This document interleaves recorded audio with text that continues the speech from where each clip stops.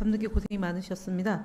조우영이 2011년에 윤석열 검찰 수사팀 조사를 받았다는 보도는 2014년 재수사 때 조우영이 2011년에 조사받았다 진술 조사에 근거했다고 봉지욱 증인은 말하는데 계속 이것을 부정하고 2011년 조우영 조사 근거가 없다고 의원들이 지적하는데요. 이 부분에 대해서 혹시 말씀하시고 싶은 내용이 있으면 답변 바랍니다.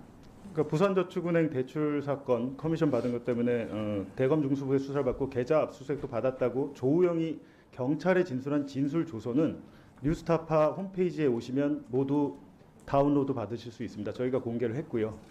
지금 그것 외에도 저희가 계속 그 취재를 해봤더니 부산저축은행 김양 부회장의 관련 판결문에 조우영이 관련 사건으로 김양 부회장과 2011년 대검 중수부에서 수사를 받았지만 기소는 되지 않았다는 사실이 법원 판결문에서 또 추가로 확인되고 있습니다. 네. 지금 이제 방송통신 심의를 뉴스타파가 2023년 11월 13일 6건 과징금 최종 결정이 났었죠? 네. 그게 지금 법원에서는 어떻게 판단을 받고 있었나요? 저희가 방송통신위원회 심의 대상은 아니고요. 네. 예, 저희는 신문법 사항이라서. 근데 저희에 대해서 아마 뭐 여러 가지 있는데 서울시에서 저희에 대해서 아마 검토를 해서 신문 등록을 취소하려고 뭐 이렇게 좀 논의하는 걸 알고 있습니다. 예, 그 방심위에서 한 것은 다 그러면은 인용 보도에 대한 것인데요. 네. 네.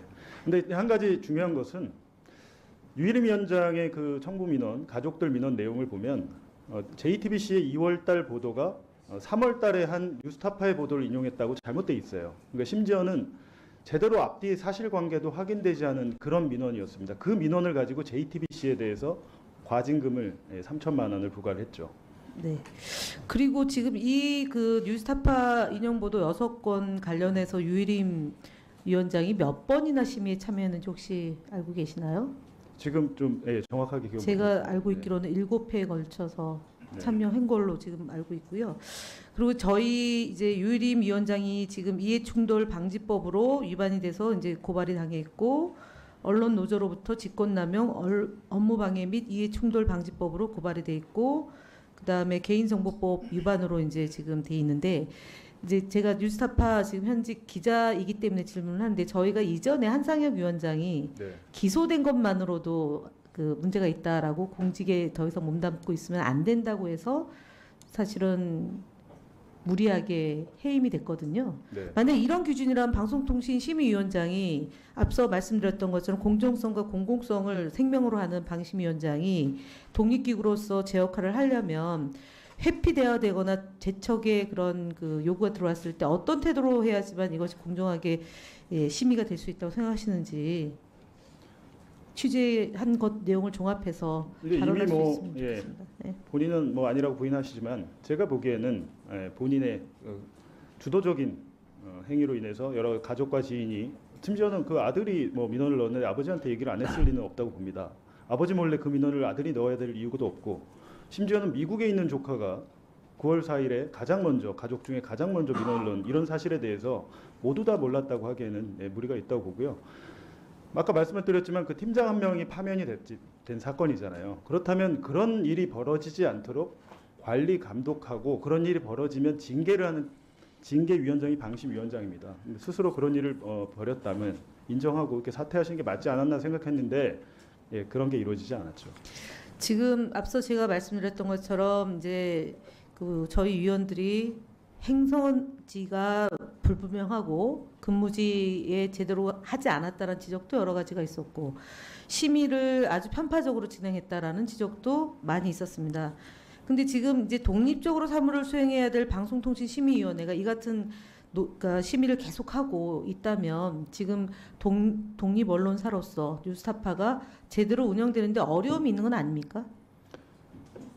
네, 일단 이 사건 검찰 수사 시작되고 나서 저희 뉴스타파 보도에 대해서 인용하는 것들을 이제 일반 레거시 미디어들이 특히 지상파 방송들이 굉장히 꺼려하고요. 특히 검찰 수사가 본격화되면서 저희가 뭐 관련 특종이나 뭐 여러 가지 보도를 한다고 해도 내용은 인용하지만 뭐 저희를 라디오에 뭐 출연을 한다거나 이런 것들이 거의 지금은 막혀 있는 상태입니다. 왜냐하면 저나 뭐 시민보 기자 등 좀 민감한 주제를 다룬 기자들, 뉴스타파 기자들이 출연을 하면 방심위에서 그걸 제재하고 있습니다.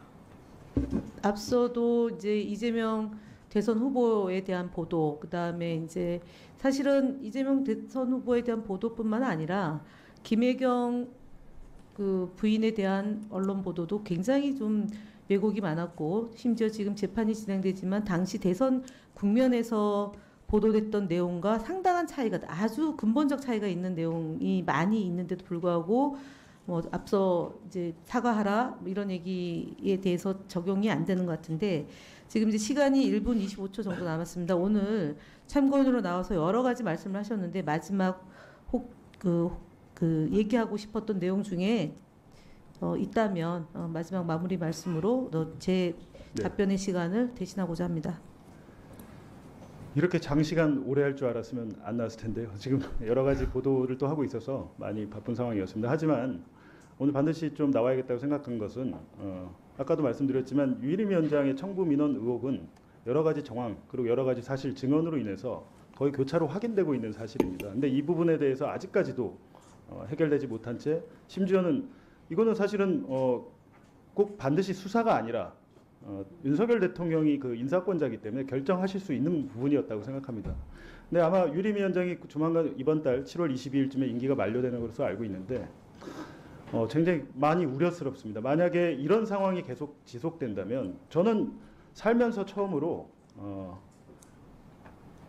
이민을 한번 가봐야겠다는 생각을 처음 했습니다. 캐나다 쪽에 이민을 가봐야 되나, 정치적 망명을 할 수 있나, 이걸 알아보기도 했습니다. 뉴질랜드 쪽에 해야 되나. 이런 상황이 지속된다면 저는 저희 아이들을 이 나라에서 키우게 하고 싶지가 않습니다. 만약에 국회에서 지금 개헌 논의가 많이 되고 있는데 지금 정확하게 언론의 자유란 부분이 우리 헌법에는 없습니다.